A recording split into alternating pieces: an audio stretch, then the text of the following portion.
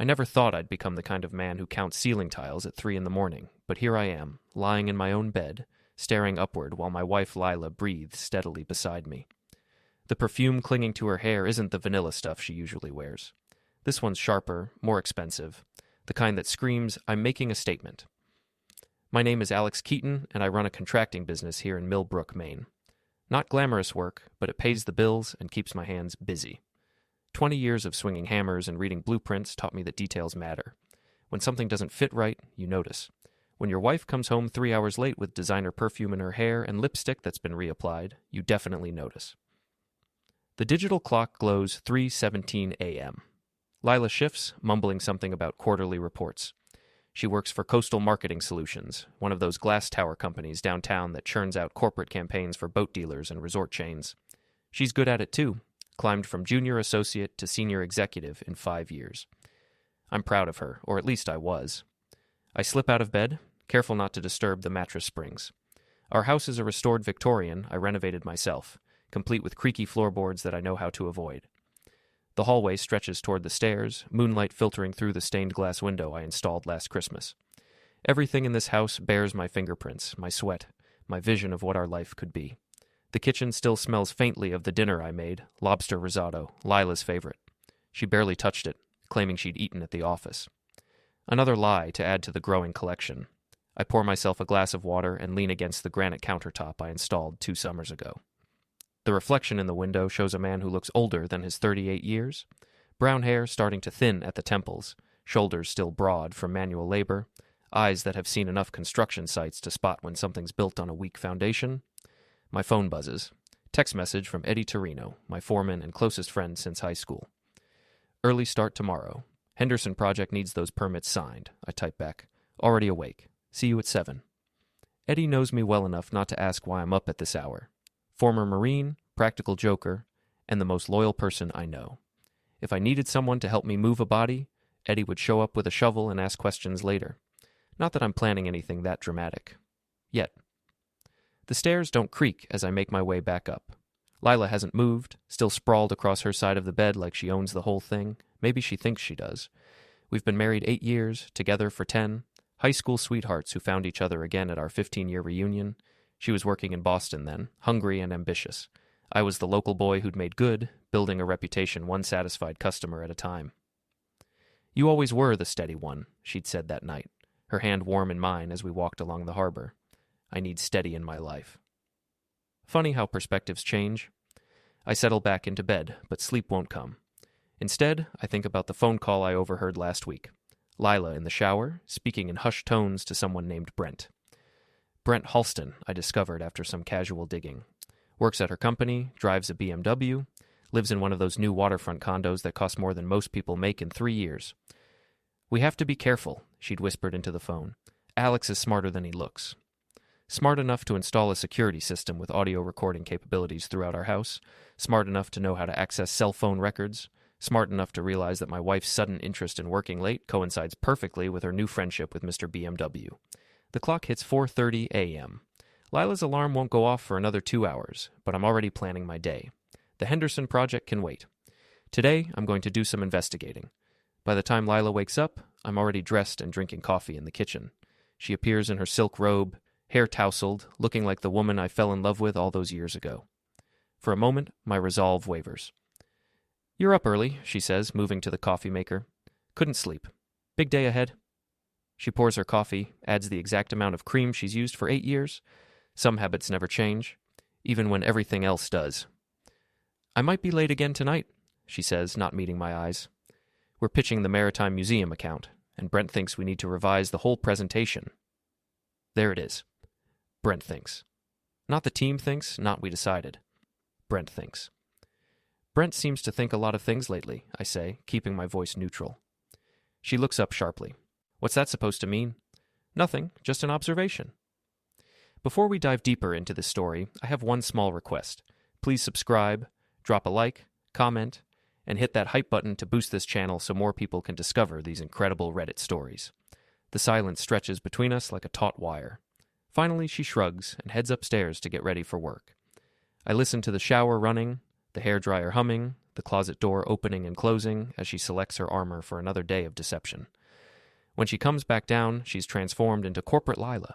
Sharp suit, perfect makeup, confidence radiating from every pore. She kisses my cheek, a perfunctory gesture that feels like a business transaction. "Love you," she says, already reaching for her car keys. "Love you too," I reply, and I mean it. That's what makes this hurt so much. After her car disappears down our tree-lined street, I pour another cup of coffee and head to my home office. The computer boots up with a soft hum, and I begin my research in earnest. 20 minutes later, I have Brent Holston's address, phone number, employment history, and social media profiles. He's 34, divorced, and judging by his Instagram posts, he has expensive tastes and a gym membership he actually uses. His LinkedIn profile shows he joined Coastal Marketing Solutions 6 months ago, transferred from their Boston office, right around the time Lila started working late and buying new lingerie. The doorbell rings, interrupting my investigation. Through the peephole, I see Mrs. Patterson from next door. Everyone calls her Ms. B because she knows everybody's business before they do. "Morning, Alex," she says when I open the door. She's holding a plate of muffins, her standard excuse for gathering intelligence. "Saw Lila leave early again. That girl works too hard." "She's dedicated," I say, accepting the muffins. "Dedicated to something anyway." Ms. B's eyes gleam with barely contained gossip. "My nephew works downtown, says there's all kinds of carrying on at those corporate places. People forgetting they're married, if you catch my meaning." I catch it, all right. Ms. B might be nosy, but she's not malicious. If she's dropping hints, it's because she genuinely cares. "Thanks for the muffins," I say, "and the concern." She pats my arm with surprising gentleness. "You're a good man, Alex Keaton. Don't let anyone tell you different." After she leaves, I sit in my kitchen eating homemade blueberry muffins and planning my next move. The smart thing would be to confront Lila directly, demand the truth, maybe suggest counseling. The smart thing would be to handle this like a mature adult. But I've been smart and mature for 38 years, and where has it gotten me? A cheating wife and a house full of memories that suddenly feel like lies. My phone rings. Eddie's name flashes on the screen. "Henderson's pushing back the timeline," he says without preamble. "Wants everything done by Friday instead of next week." "We can make it work. I'll be there in an hour." "You sound weird, boss. Everything okay?" Eddie's known me long enough to read my moods through phone calls. "Just thinking about some renovations." "What kind of renovations?" I look around my kitchen, at the custom cabinets and hand-laid tile, at the breakfast nook where Lila and I used to plan our future over Sunday morning coffee. "The kind that tears everything down to the foundation," I say. "The Henderson project is a custom deck overlooking Millbrook Harbor, the kind of job that usually gets my creative juices flowing. Today, I'm going through the motions while my mind works on a different kind of construction problem. How do you dismantle a marriage built on lies without destroying yourself in the process?" Eddie notices my distraction immediately. He's hammering deck boards with mechanical precision while I stare out at the water, supposedly checking measurements but really watching the boats bob in their slips. "Okay, spill it," he says, setting down his hammer. "You've been measuring that same board for 10 minutes. "Marriage troubles," I admit. Eddie's weathered face creases with concern. He's been divorced twice, so he speaks from experience when he says, "Want to talk about it or want to pretend it's not happening?" "Neither. I want to do something about it." That could mean a lot of things. I turn to face him fully. Eddie Torino stands 5'8" in his work boots, but he's the kind of solid you want watching your back. Military training gave him patience and tactical thinking. 2 failed marriages taught him when to fight and when to retreat. "She's cheating," I say simply. Eddie doesn't look surprised. "You sure?" "Sure enough." He picks up his hammer, turns it over in his hands like he's considering its weight. "What are you planning to do?" "Haven't decided yet." "Well, when you do decide, you know where to find me." That's Eddie. No lectures, no advice unless you ask for it. Just steady support and the implicit understanding that loyalty runs both ways. We work in companionable silence for the next 2 hours, the rhythm of construction providing a meditative backdrop for my churning thoughts. By lunchtime, I've formulated the beginning of a plan. "I need to run some errands," I tell Eddie. "Can you handle the afternoon without me?" "Since when do you ask permission to leave your own job site?" "Fair point. I'm the boss, but I've never been the kind to disappear during work hours." Another sign that everything in my life is shifting. Downtown Millbrook buzzes with tourist season energy. The harbor front shops display their wares for the summer visitors, and the restaurants prep for the evening rush. Coastal Marketing Solutions occupies 3 floors of the Harbor View building. all glass and steel jutting up from the old brick foundation of what used to be a fish processing plant. I park across the street with a clear view of the building's entrance. At 12:30, employees start trickling out for lunch. I recognize a few faces from company parties Lila dragged me to over the years. Marketing types in expensive suits, talking loudly about campaigns and client retention. At 12:45, Lila emerges with a man I recognize from his LinkedIn photos. Brent Halston looks exactly like his pictures. Tall, athletic, the kind of artificially perfect smile that comes from expensive dental work. He's wearing a suit that probably costs more than I make in a month, and he walks with the confidence of someone who's never had to worry about mortgage payments. They don't touch, but their body language screams intimacy. The way he leans in when she talks, how she laughs at something he whispers. The careful distance they maintain that somehow feels more intimate than if they were holding hands. I follow them to Marcello's, an upscale Italian place that charges $30 for pasta. Through the window, I watch them settle into a corner booth, their conversation animated and focused entirely on each other. When the waiter brings wine, Brent orders without consulting the menu. He knows what she likes. My phone buzzes with a text from Lila. Working lunch with the team, probably be late again tonight. Working lunch? Right. I drive to the Harbor View building and find a parking spot in the visitor section. The lobby is all marble and chrome, designed to impress clients with more money than sense. The directory lists coastal marketing solutions on floors 8, 9, and 10. Can I help you? The receptionist is young, probably fresh out of college, with the kind of eager professionalism that hasn't been beaten down by corporate politics yet. I'm Alex Keaton, Lila Keaton's husband. She asked me to drop something off. I hold up a manila envelope containing nothing more important than some old receipts. Oh, Mrs. Keaton. She's so nice. Let me call her extension. Actually, she's at lunch. Maybe I could just leave this on her desk? The receptionist hesitates.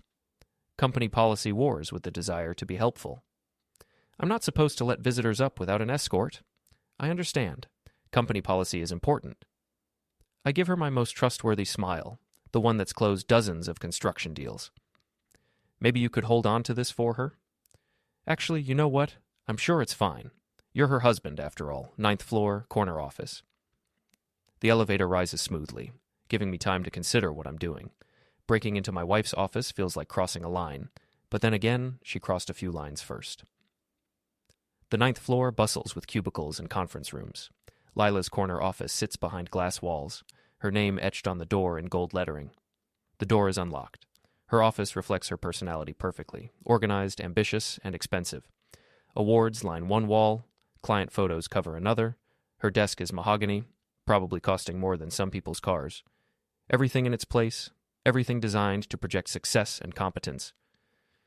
I'm not here to steal anything or plant evidence. I just want to understand the scope of what I'm dealing with. Her computer requires a password, but I know Lila well enough to guess.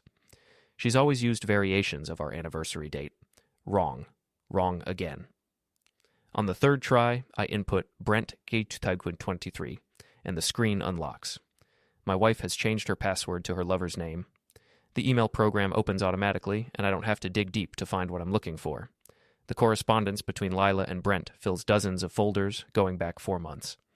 Most of it is professional, but scattered throughout are messages that make my stomach clench. Can't wait to see you tonight. A has another early job, so we'll have time. The conference in Portland was perfect. Wish we could do that every week. Thinking about you, this meeting is so boring I might fall asleep. A. That's me. I've been reduced to a single letter in my wife's secret correspondence. I forward a few of the most damning messages to my personal email, then clear the sent folder. Covering my tracks comes naturally. 20 years of construction work teaches you to clean up after yourself. The sound of voices in the hallway sends me back to the visitor chair across from Lila's desk. When footsteps pass by without stopping, I continue my investigation. Her desk drawers are locked, but I carry a multi-tool that includes a small pry bar. The lock gives way with minimal damage, and I'm careful to position the drawer so the scratches don't show. Inside, I find the usual office supplies, some personal items, and a folder marked Personal Financial. The contents make for interesting reading. Bank statements for an account I didn't know existed, showing regular deposits that don't match her salary. Credit card bills for purchases I've never seen, expensive dinners, hotel rooms, gifts that never made it home. The most damning piece of evidence is a handwritten note in Lila's careful script, B's birthday. Rolex Submariner, $8,500. Use personal account. $8,500 for a watch, for her lover. money that came from somewhere other than her regular paycheck. I photograph everything with my phone, then carefully return the items to their original positions. The desk drawer slides closed, the scratches on the lock barely visible unless you know to look for them. My phone shows 1:45 p.m. Lila and Brent will be returning from their working lunch soon. Time to disappear. The elevator descends in silence, carrying me away from the scene of my investigation. The receptionist waves as I pass, still pleased with herself for being helpful. If only she knew what she'd helped me discover. Back in my truck, I sit for a moment processing what I've learned. The affair is more serious than I thought. They're not just sleeping together, they're planning together, spending together, building something that doesn't include me. The smart thing would still be to confront Lila directly. Present the evidence, demand explanations, maybe salvage something from the wreckage of our marriage. But I'm not feeling particularly smart today. I'm feeling calculating, methodical, and patient. The same qualities that made me a successful contractor are now focused on a different kind of project. My phone rings. Lila's name appears on the screen. "Hey, honey," she says, her voice bright with false cheer. "Just got back from lunch. How's your day going?" "Productive," I say. "Learning all kinds of new things." "That's great. Listen, I'm definitely going to be late tonight. This Maritime Museum presentation is turning into a real challenge. I'm sure you and Brent will figure something out." A pause. "How do you know Brent's working on this?" "You mentioned him this morning, said he thought you needed to revise the presentation." "Right, of course." She laughs, but it sounds forced. "Sometimes I forget what I've told you." "Don't worry about it. We all have selective memory sometimes." After we hang up, I start the truck and head back to the Henderson job site. Eddie takes one look at my face and doesn't ask any questions. We work until sunset, the physical labor helping to burn off some of the anger and hurt coursing through my system. That evening, I sit in my home office reviewing the evidence I've gathered. Photos of bank statements, forwarded emails, screenshots of text messages I've been collecting for weeks. The picture they paint is clear. My wife is having an affair, spending money we don't have, and planning a future that doesn't include me. The question is what to do about it. I could hire a lawyer, file for divorce, try to protect my assets and move on with my life. Clean, simple, mature. Or I could do something else entirely. 3 weeks of surveillance and planning have given me a comprehensive understanding of Lila and Brent's routine. They meet for lunch twice a week, always at different restaurants. Thursday evenings are reserved for overtime at his condo. Weekend conferences that don't exist provide cover for romantic getaways to Portland and Boston. They think they're being careful, but they've developed patterns. Patterns can be exploited. The Millbrook Harbor Festival happens every July, transforming our quiet downtown into a carnival of food trucks, craft booths, and live music. The whole town turns out, including most of the employees from Coastal Marketing Solutions. It's the perfect setting for what I have planned. "You're sure about this?" Eddie asks as we test the equipment one final time. We're in my workshop, surrounded by the tools of my new trade: miniature cameras, audio recorders, and a device that can mirror my phone screen to any compatible display. I'm sure. Because once you do this, there's no going back. Everyone's going to know. That's exactly the point. Public humiliation cuts deeper than private confrontation. Lila and Brent have been conducting their affair in the shadows, protected by secrecy and social conventions. Time to drag everything into the light. "You don't have to be involved," I tell Eddie. "This is my mess." "Like hell. You think I'm going to let you do this alone?" He grins, the expression transforming his weathered face. "Besides, I never liked that pretentious jerk anyway." Eddie met Brent once, at last year's company Christmas party. Within 5 minutes, Brent had managed to insult Eddie's truck, his clothes, and his choice of beer. Some people have a talent for making enemies. The festival officially starts at noon on Saturday. By 11:30, the harbor front is packed with families, tourists, and locals eager to kick off the weekend. Food trucks line Harbor Street, their generators humming as they prep for the lunch rush. The main stage sits at the center of it all, equipped with professional sound and video equipment for the afternoon's entertainment. I spot Lila immediately. She's wearing a sundress I bought her for our anniversary 2 years ago, her hair pulled back in a casual ponytail that probably took an hour to perfect. She's manning the Coastal Marketing Solutions booth with 2 coworkers, handing out branded water bottles and collecting business cards from potential clients. Brent hovers nearby, ostensibly helping but mostly finding excuses to brush against her or whisper in her ear. They're being discreet, but I know what to look for now. "Target acquired," Eddie says through the wireless earpiece we're using to communicate. He's positioned near the main stage, ready to provide technical support when needed. "Copy that. Phase 1 is a go." Phase 1 involves Monica Reeves, Lila's best friend and the biggest gossip in 3 counties. Monica runs a lifestyle blog called Millbrook Moments that chronicles every social event, business opening, and personal drama in town. She's also been jealous of Lila's success for years, though she hides it behind a facade of supportive friendship. I approach Monica's booth, where she's selling handmade jewelry and taking photos for her blog. "Alex, how nice to see you." Monica's smile is as artificial as her eyelashes. "Where's Lila?" "Working, as usual. That new guy Brent has her putting in all kinds of extra hours." Monica's eyes sharpen with interest. "Brent Halston?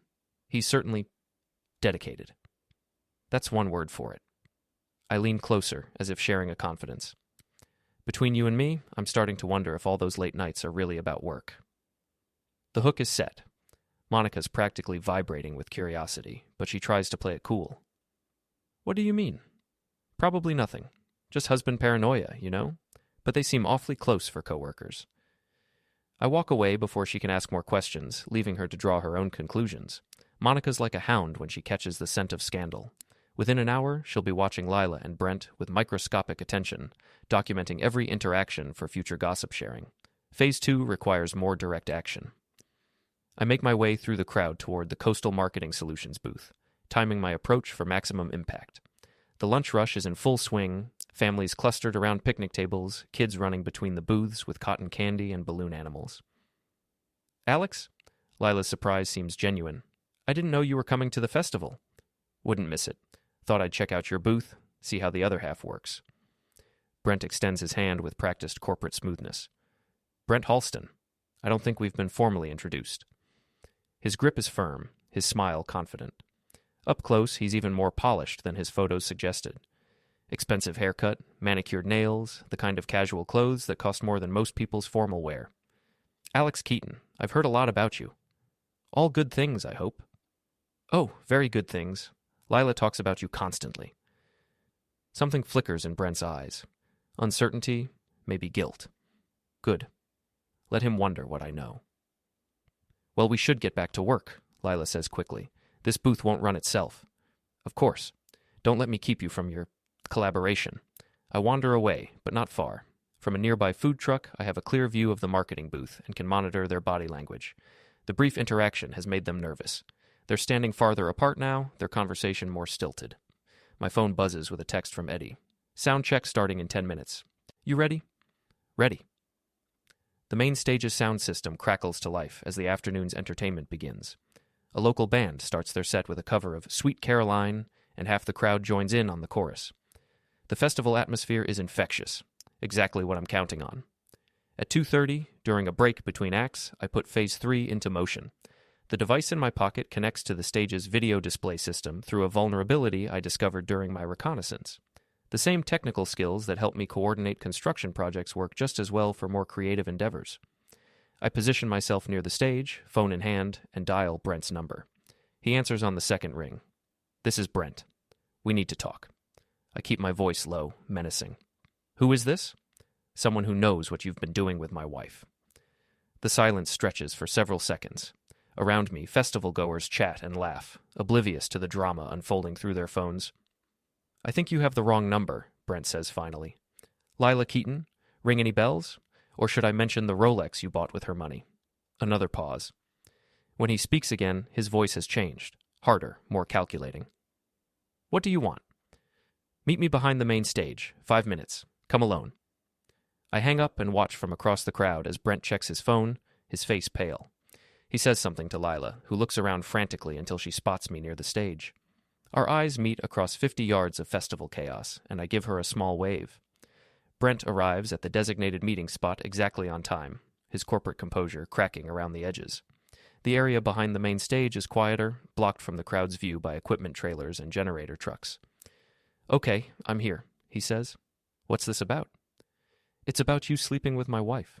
It's about the money you've been spending together. It's about the lies and the sneaking around and the complete lack of respect for my marriage." He tries to bluster. "I don't know what you think you know, but I know about the personal bank account. I know about the hotel rooms in Portland. I know about the Maritime Museum presentation that doesn't exist." Each revelation hits him like a physical blow. His face cycles through emotions: denial, anger, calculation, fear. "Look, Alex, right? This doesn't have to get ugly. Lila and I, we care about each other. These things happen. These things happen, I repeat. That's your explanation? These things happen? We never meant for it to go this far. It just developed. How considerate of you both. I pull out my phone, making sure he can see the screen. I've been recording this conversation, by the way. Amazing what people will admit when they think they're in private. His eyes widen. You can't what? Can't record someone confessing to adultery? Can't document the destruction of my marriage? Watch me. What he doesn't know is that I'm not just recording our conversation. I'm broadcasting it live to the festival's main video screen, using the same connection I established earlier. Eddie's positioned near the display controls, ready to amplify the audio through the sound system. Delete that recording, Brent demands, stepping closer. I don't think so. Delete it, or I'll make you delete it. There's the real Brent Halston. Not so polished when you're cornered, are you? He lunges forward, grabbing for my phone. I sidestep easily. 20 years of construction work keeps you agile. And he stumbles into an equipment case. You want to get physical? I ask. Really? In front of half the town? That's when he realizes what's happening. The crowd's murmur has changed, becoming more focused, more excited. People are pointing at the main stage's video screen, where our confrontation is playing out in real time. Brent spins around, sees his own face on the display, and goes completely pale. You son of a... Careful, I interrupt. You're on live television. The crowd is fully engaged now, drawn by the drama unfolding on screen. I can see Lila pushing through the mass of people, her face a mask of horror as she realizes what's happening. How long has this been broadcasting? Brent asks. Since you admitted to the affair? Since you said, these things happen? Since you tried to grab my phone? He looks around wildly, as if searching for an escape route. But there's nowhere to run. Half of Millbrook is watching, including most of his coworkers, his neighbors, and everyone who matters in his professional and social circles. Turn it off, he pleads. I don't think I will. Lila finally reaches us, her chest heaving from running through the crowd. She takes in the scene, Brent's panicked expression, my calm demeanor, the phone in my hand still broadcasting to the main screen. Alex, what are you doing? I'm having a conversation with your boyfriend. We're discussing your relationship, your joint finances, and your complete betrayal of our marriage. This is insane. Turn off the camera. Why? Afraid people might learn the truth about you? The crowd has grown larger, drawn by the spectacle. I can see Monica in the front row, her own phone out, recording everything for her blog. Ms. B stands nearby, shaking her head with disappointment. Eddie grins from his position near the soundboard, giving me a thumbs up. Please, Lila says, her voice breaking. Don't do this. Not here. Where would you prefer? In private, where you can lie and manipulate and gaslight me into thinking I'm imagining things? No thanks. I'm done with private conversations. Brent tries one more time to grab my phone, but Eddie's voice booms through the sound system. I wouldn't do that if I were you, pretty boy. Everyone's watching. The crowd laughs, and Brent's face flushes red with embarrassment and rage. This isn't over, he snarls. You're right, I agree. It's just getting started. The festival confrontation creates exactly the ripple effect I intended. By Sunday morning, Monica's blog post about the Harbor Festival drama has been shared 300 times across social media. The local newspaper picks up the story for their Monday edition, though they are careful to stick to the facts and avoid naming names. But in a town the size of Millbrook, everyone knows the names anyway. I'm replacing rotted deck boards at the Henderson project when my phone rings. Lila's name appears on the screen, but I let it go to voicemail. She's called 17 times since yesterday, each message more desperate than the last. Boss, Eddie says, looking up from his measuring tape. You might want to see this. He hands me his phone, showing a Facebook post from someone named Jennifer Walsh. The post includes a photo of Brent's BMW, all 4 tires slashed, the windshield soaked with the words cheater and liar in block letters. When did this happen? I ask. Last night, apparently. Someone posted it in the Millbrook community group about an hour ago. I study the photo carefully. The damage is extensive, but not permanent. The kind of vandalism that sends a message without crossing into serious criminal territory. Expensive to fix, embarrassing to explain, but ultimately just an inconvenience. Interesting, I say, handing back the phone. You wouldn't know anything about this, would you? I was home all evening. Ask Ms. B. She saw me mowing the lawn around 8 o'clock. Eddie grins. Of course you were, just like I was home watching the game. The beauty of having a loyal crew is that they understand the concept of plausible deniability. Eddie might suspect I was involved in Brent's automotive troubles, but he'll never ask direct questions, and he'll certainly never volunteer information to anyone else. My phone buzzes with a text message from an unknown number. We need to talk. Meet me at Murphy's bar at 7 p.m. Come alone. B. Brent wants a private meeting. How civilized of him. Murphy's bar sits 3 blocks from the harbor, the kind of working-class establishment that caters to fishermen, construction workers, and anyone else who prefers their drinks strong and their atmosphere unpretentious. It's exactly the kind of place someone like Brent would normally avoid, which makes it perfect for our purposes. I arrive at 6:45 and claim a corner booth with clear sightlines to both the entrance and the back exit. The afterwork crowd fills most of the other tables. Locals I've known for years, people who nod in acknowledgement and then mind their own business. Brent walks in at exactly 7 o'clock, looking wildly out of place in his expensive casual wear. He scans the room nervously before spotting me in the corner. His usual confidence has been replaced by something harder, more desperate. "You came," he says, sliding into the booth across from me. "You asked nicely." The waitress approaches, and I order another beer. Brent asks for a scotch, neat, then changes his mind and requests a beer as well. Trying to blend in, probably. "And nice touch with my car," he says once we're alone. "I have no idea what you're talking about." "Right. Just like you had no idea the festival's video system could be hacked." Amazing what you can learn on YouTube these days. He leans forward, his voice dropping to a whisper. "This ends now. Whatever game you're playing, it stops here." "I'm not playing a game, Brent. I'm dismantling your life piece by piece, the same way you dismantled my marriage. Lila made her own choices. With your encouragement, with your manipulation, with your promises of a better life than the one she had with me."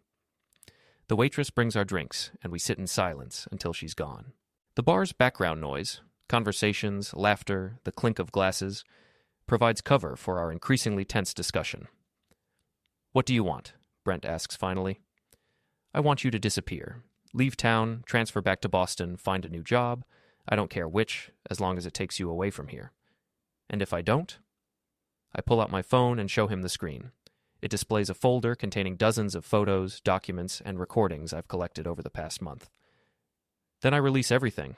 Bank records showing the money Lila's been funneling to you, hotel receipts from your romantic getaways, audio recordings of your private conversations, text messages that would make your mother blush. His face goes pale as he scrolls through the evidence. "How did you get all this?" "I'm very good at my job, Brent, and right now, my job is destroying you." This is blackmail. This is consequences. He sets down the phone with shaking hands. "You're insane." "No, I'm methodical. There's a difference." A commotion near the bar draws our attention. 2 men are arguing about a baseball game, their voices rising as alcohol amplifies their disagreement. The bartender moves to intervene before things escalate. "You can't just threaten people like this," Brent says, his voice stronger now. "I'm not threatening you. I'm explaining your options." "I could go to the police." "And tell them what? That your married girlfriend's husband has evidence of your affair? That you've been accepting money and gifts from a woman who's technically committing adultery? Good luck with that." The reality of his situation settles over him like a heavy blanket. He's trapped, and we both know it. "Lila loves me," he says, as if that changes anything. "Lila loves the idea of you, the fantasy of starting over with someone new and exciting. But fantasies don't last, Brent. Eventually, reality sets in." "You don't know her like I do. I've known her for 10 years. I've seen her through job changes, family crises, and the loss of both her parents. I've watched her build her career from nothing and supported her every step of the way. You've known her for 6 months of secrecy and fleeting moments." He finishes his beer in one long gulp, then signals for another. Dutch courage, probably. "She's going to leave you anyway," he says. "With or without me, she's done with this marriage." "Maybe, but that's between her and me. You're just the catalyst, not the cause." The second beer arrives, and Brent wraps his hands around the bottle like it's an anchor. "You really think you can just erase me from her life? I think I can make staying here very uncomfortable for you. The car was just the beginning." "What's that supposed to mean?" I lean back in the booth, projecting calm confidence. "It means I have a very specific set of skills, a lot of free time, and absolutely nothing left to lose. How do you think that combination works out for you?" The threat hangs in the air between us, unspoken but clearly understood. Brent's not stupid. He knows I'm capable of much more than slash tires and public humiliation. "You're making a mistake," he says finally. The only mistake I made was trusting my wife. Everything else has been very deliberate. I stand up, leaving money on the table for both our drinks. Think about what I said, Brent. You have 48 hours to make your decision. And if I choose to stay? Then you'll discover just how creative a man can be when his world falls apart. I walk away without looking back, leaving him alone in the corner booth with his beer and his rapidly diminishing options. Outside, the evening air carries the salt scent of the harbor and the distant sound of boats creaking against their moorings. My truck starts with its familiar rumble, and I drive home through streets I've known my entire life. The house feels different now, less like a home and more like a battleground. Lila's car isn't in the driveway, which means she's either working late again or staying somewhere else entirely. Probably the latter, given the circumstances. I pour myself a drink and sit in my workshop, surrounded by the tools of my trade. Saws and hammers, levels and measuring tapes. Everything needed to build something solid and lasting. It occurs to me that I'm using those same skills now, just for a different kind of construction project. My phone rings. Lila's name appears on the screen, and this time I answer. "We need to talk," she says without preamble. "I'm listening." "Not over the phone. Can I come home?" "It's still your house, too." "I'll be there in 20 minutes. The line goes silent, leaving me alone with my thoughts and my whiskey. 20 minutes to prepare for what might be our final conversation as husband and wife. I'm almost looking forward to it. Lila arrives exactly 20 minutes later, her key turning in the lock with familiar precision. She appears in the workshop doorway looking smaller than usual, her corporate armor replaced by jeans and a sweater I bought her last Christmas. "Can we sit somewhere more comfortable?" she asks. "This is fine." She perches on the edge of my workbench, careful not to disturb the tools arranged there. For a moment, we just look at each other. Two people who shared a life for 8 years, now separated by a chasm of betrayal and hurt. "I'm sorry," she says finally. "For which part? The affair, the lying, or getting caught?" "All of it." Her voice is barely above a whisper. "I never meant for things to go this far." "But they did go this far. You made choices, Lila. Every day for months you chose him over me, chose deception over honesty, chose to destroy what we built together." Tears start to form in her eyes, but I feel no sympathy. I've moved past the stage where her pain affects me. "It wasn't supposed to happen," she continues. "Brent was he was exciting. Different. He made me feel like someone other than Alex Keaton's wife." "Is that what this is about? You felt trapped by our marriage?" "Not trapped, just invisible. You have your business, your crew, your projects. You know exactly who you are and what you want. I've been drifting for years, trying to figure out my place in the world." "So you decided your place was in another man's bed?" She flinches at the bluntness. "It wasn't just about that." "No? What else was it about? The money you've been spending on him? The secret bank account? The elaborate lies you've been telling everyone who cares about you?" "How did you find out about the account?" "I found out about everything, Lila. Every hotel room, every gift, every lie you told to cover your tracks. I know about the Rolex, the weekend trips, the conferences that don't exist. I know it all." The color drains from her face as the full scope of my knowledge becomes clear. "You've been spying on me." "I've been investigating my wife's suspicious behavior. There's a difference. You had no right." "I had every right." The words explode out of me, months of suppressed anger finally breaking free. "You're my wife. We took vows. We made promises to each other, and you shattered them like they meant nothing." She recoils from my fury, pressing herself back against the workbench. Good. Let her see what her choices have cost. "I want a divorce," she says quietly. "I figured." "What's your timeline? Are you planning to marry Brent, or is this just about escaping the consequences of your actions?" "I don't know. Everything's so complicated now." "Complicated. Right." I finish my whiskey and set the glass down with deliberate care. "Let me simplify things for you. Brent's leaving town." "What do you mean?" "I mean he's transferring back to Boston, or finding a new job, or just disappearing into the night. Either way, he won't be here much longer." "You can't make him leave. Watch me." Something in my tone makes her straighten up, alert to a new kind of danger. "What did you do?" "I had a conversation with him, explained his options, helped him understand the benefits of starting fresh somewhere else." "Alex, what did you do?" "Nothing illegal. Nothing that can't be explained as the actions of a concerned husband protecting his interests." She stares at me like I'm a stranger, which I suppose I am now. The man she married wouldn't have orchestrated a public humiliation or threatened her lover in a bar. That man was trusting, forgiving, willing to work through problems with patience and understanding. That man is gone. I don't recognize you, she says. Good. The man you married was weak. He let people walk all over him, trusted when he should have been suspicious, forgave when he should have fought back. You helped me realize that nice guys really do finish last. So what happens now? Now you decide what kind of divorce you want. Quiet and amicable, or loud and messy. Your choice. She considers this, probably weighing her options, calculating the potential damage to her reputation and career. What would quiet and amicable look like? You move out this week. We split the assets fairly. The house is mine, since I built most of it with my own hands. You keep your retirement accounts, I keep mine. No alimony, no extended legal battles, clean break. And if I choose messy, I smile, and she actually flinches. Then I release everything I've collected. Every photo, every recording, every piece of evidence showing what you've been doing and who you've been doing it with. Your coworkers get to see the real Lila Keaton. Your family gets to know why our marriage really ended. The whole town gets to watch your private business become public entertainment. You wouldn't. I broadcast your affair live at the Harbor Festival. What makes you think I wouldn't go further? The threat hangs between us like a sword. She knows I'm not bluffing. The festival proved I'm willing to cross lines she never thought I'd approach. This isn't you, she says desperately. The Alex I married would never... The Alex you married doesn't exist anymore. You made sure of that. My phone buzzes with a text message. I glance at the screen and smile. What is it? Lila asks. Brent's made his decision. He's requesting a transfer back to Boston, effective immediately. Her face crumbles. He's leaving? Apparently, he found our conversation very persuasive. I need to talk to him. No, you don't. You need to focus on your own choices now. Quiet and amicable, or loud and messy. Those are your options.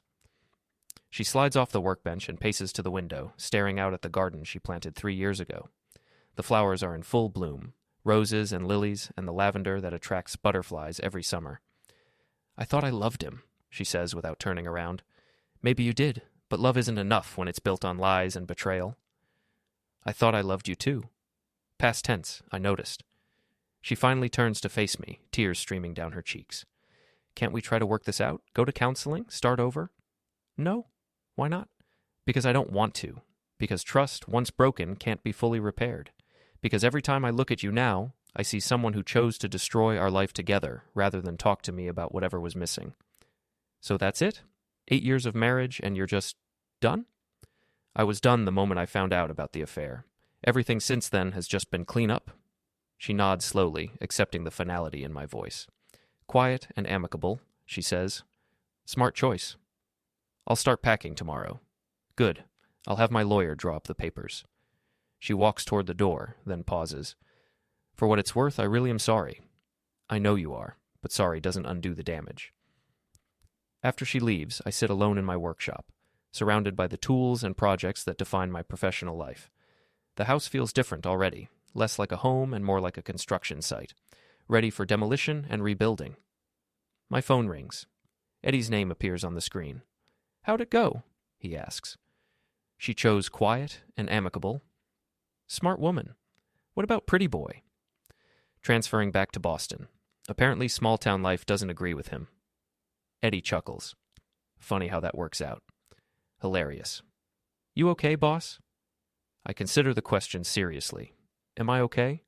My marriage is over, my trust has been shattered, and I've discovered a capacity for calculated revenge that surprises even me. But I'm not broken. I'm not defeated. I'm something new. Harder, more suspicious, less willing to give people the benefit of the doubt. Whether that makes me better or worse remains to be seen. I'm fine, I tell Eddie. Different, but fine. Good. You need anything, you know where to find me. After we hang up, I pour another whiskey and toast the empty workshop. Here's to new beginnings, I say to no one. Outside, the harbor fog rolls in from the ocean, shrouding the town in mist and mystery. By morning, the air will be clear again, revealing the familiar landscape of my life.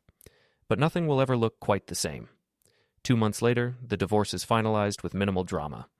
Lila moved to an apartment across town, Brent transferred to Boston as promised, and life in Millbrook has settled into a new rhythm.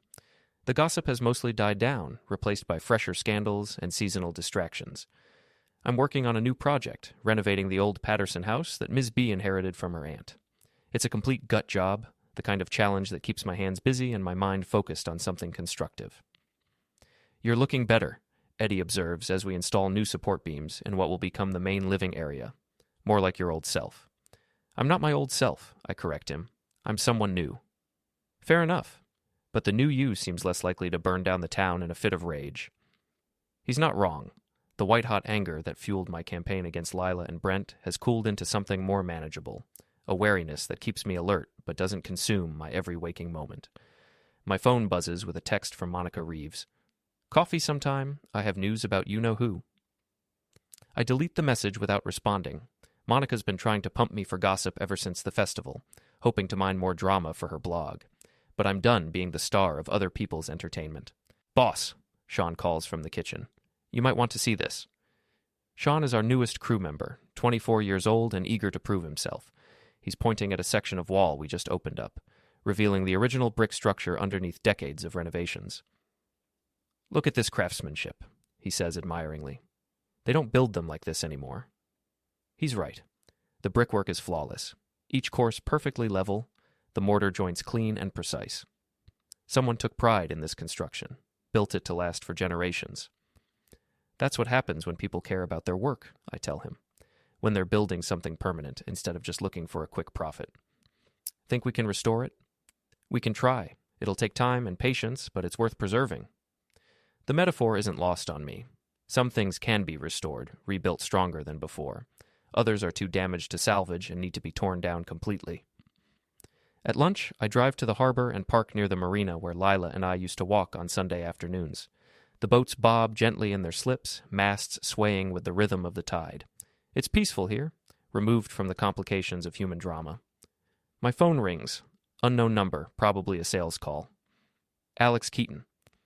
"Mr. Keaton, this is Jennifer Walsh from the Millbrook Gazette. I'm working on a follow-up story about the Harbor Festival incident, and I was hoping to get a comment from you." "No comment. But surely you have something to say about—" "No comment." I hang up and turn off the phone. The media attention was inevitable, but I have no interest in prolonging it. Let them speculate and theorize without my input. A familiar figure approaches along the waterfront path. Ms. B walks her ancient golden retriever, Max, who moves at approximately the speed of continental drift but still insists on his daily constitutional. "Afternoon, Alex," she says, settling onto the bench beside me. "Beautiful day?" "That it is." Max collapses gratefully in the shade, his tongue lolling out as he pants from the exertion of walking 50 yards. "How are you holding up?" Ms. B asks. "Better than expected." "Good. You're a strong man, Alex Keaton. Stronger than most people realize." "I'm learning that about myself." She nods approvingly. "Sometimes it takes a crisis to show us who we really are. Not always pleasant, but necessary." "Any regrets about hiring me for your renovation?" "Why would I have regrets?" Some people might be nervous about having the town's notorious revenge artist working on their house. Ms. B laughs, a sound like wind chimes in a gentle breeze. "Honey, I've lived in this town for 73 years. I've seen every kind of drama imaginable, and yours barely registers on the scale. Besides, you did what needed doing." "Some people would disagree. Some people are idiots. Your wife betrayed you, and you responded appropriately. No violence, no permanent damage, just consequences for poor choices. The world needs more of that, if you ask me." We sit in comfortable silence, watching the boats and the seagulls and the tourists who wander the docks with cameras and guidebooks. "Can I ask you something?" Ms. B says eventually. "Shoot." "Do you miss her?"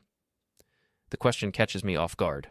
I've been so focused on moving forward that I haven't really examined what I've left behind. "I miss who I thought she was," I say finally. "I miss the woman I married, the life we were building together. But that was all based on a lie, so I guess I miss something that never really existed. That's the hardest kind of loss, grieving for something that was never real. How do you get past it? You build something new, something real this time." Max struggles to his feet, apparently ready to continue his epic journey. Ms. B stands as well, brushing dog hair off her pants. "The house is going to be beautiful when you're done with it," she says. "I can already tell. It has good bones, just needs someone to care about it properly. Don't we all?" After they leave, I sit alone on the bench, thinking about good bones and proper care and the difference between restoration and starting over. The sun begins its descent toward the horizon, painting the water in shades of gold and orange. My phone buzzes with a text from Eddie.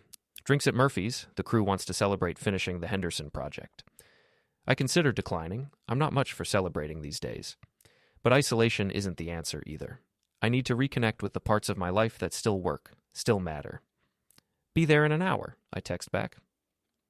Murphy's bar is crowded with the usual after-work crowd, plus a few tourists who wandered in looking for authentic local atmosphere.